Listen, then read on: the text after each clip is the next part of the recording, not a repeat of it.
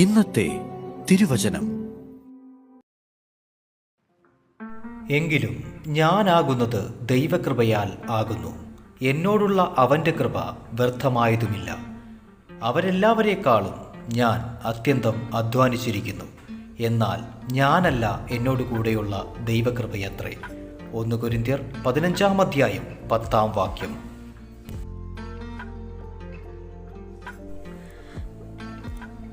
But by the grace of God I am what I am, and His grace which was bestowed upon me was not in vain.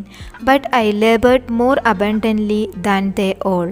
Yet not I, but the grace of God which was with me. 1 Corinthians chapter 15 verses 10.